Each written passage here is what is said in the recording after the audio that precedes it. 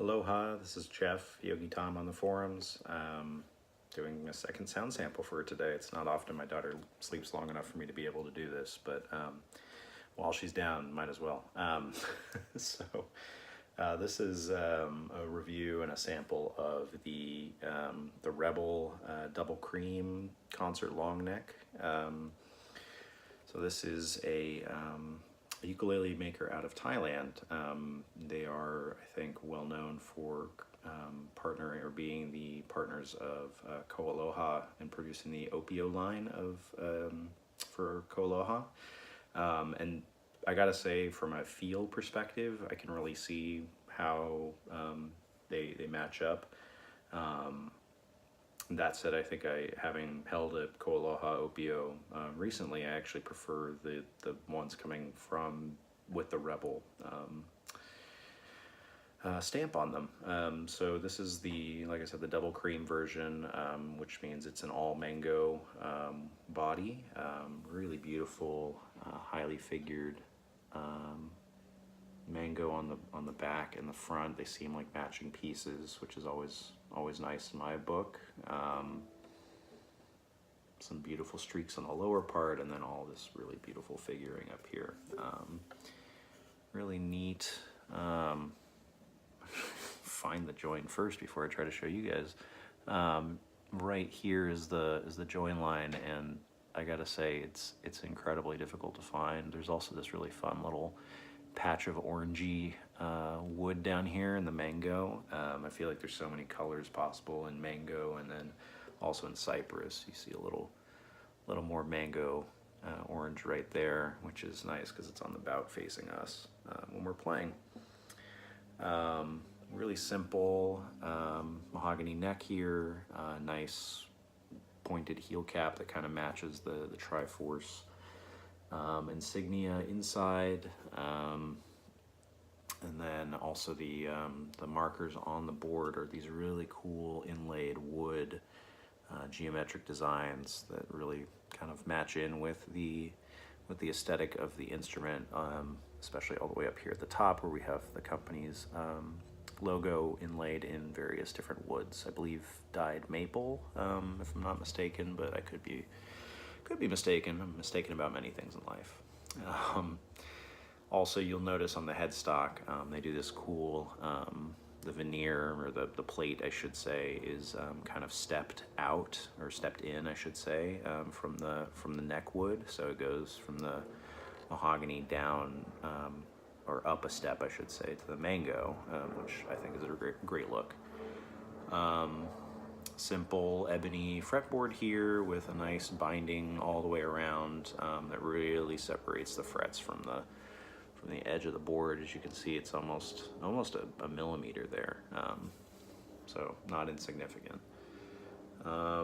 Really clean build. I kind of like the design of this bridge down here, the way that there's actually a gap cut right there, so it's not a solid piece, but it's a pretty simple bridge design.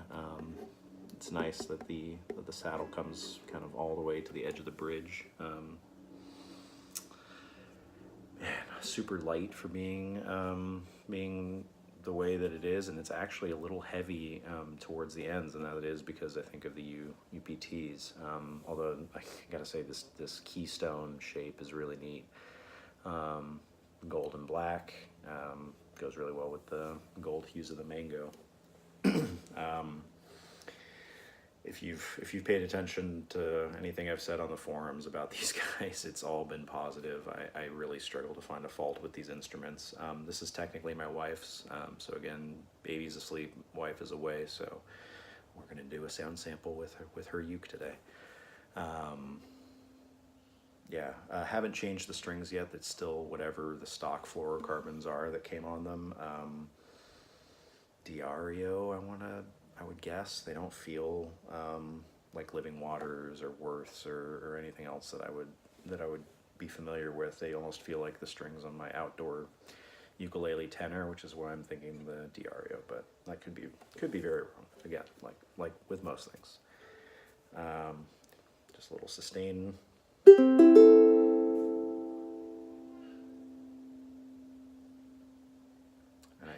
hear the baby waking up, so I'm going to make this quick. Alright.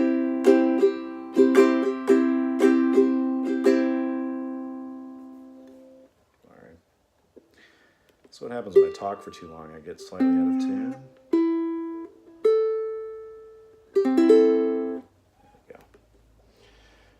Something very quick for you here.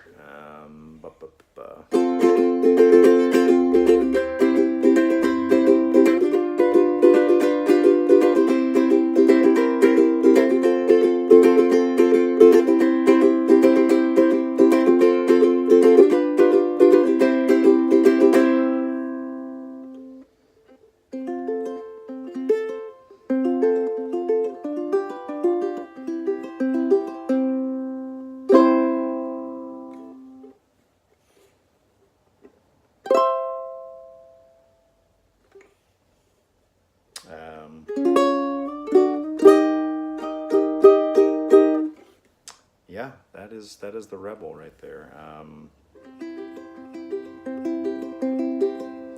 Obviously, being mango, this has a kind of I've heard it called mushy before, but a very warm sound compared to like a traditional mahogany or the very bright sound of a koa or a spruce top or all koa construction. And I quite like that. You know, it's got a little bit of a richer, deeper bass to it. It's not too bright and punchy, which the sopranos we have do well with. Very comfortable to hold and to play.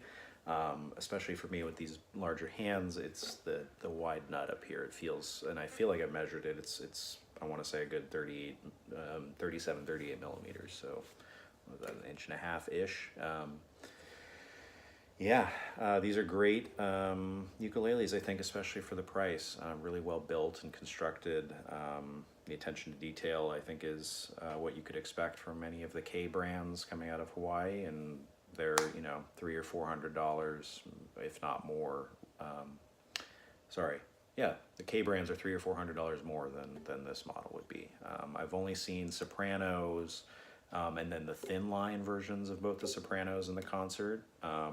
Supposedly they make a tenor of, I want to say the mango style, but I've not seen that. The only tenors I've seen coming from Rebel have been the very, well, maybe not very expensive, but the the $3,000 kind of one-off, never to be duplicated style is what I think they're going for with their customs. So if that's something that appeals to you, keep your eyes peeled. Talk to Andrew over at HMS. I feel like they're a good source for them. I got this for my wife from Mim. She's also been a great resource for picking these up.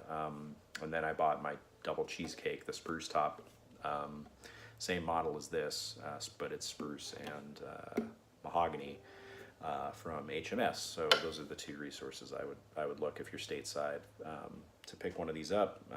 And I'd encourage you to try one out against a Koaloha if you can, or the Opio, I should say, because it really is. It punches, I think, well above the Opio and justifiable the price difference. And it's, again, less expensive than what Koaloha would be churning out as an equivalent. Yeah, man, happy uking. I'm gonna go get that baby now.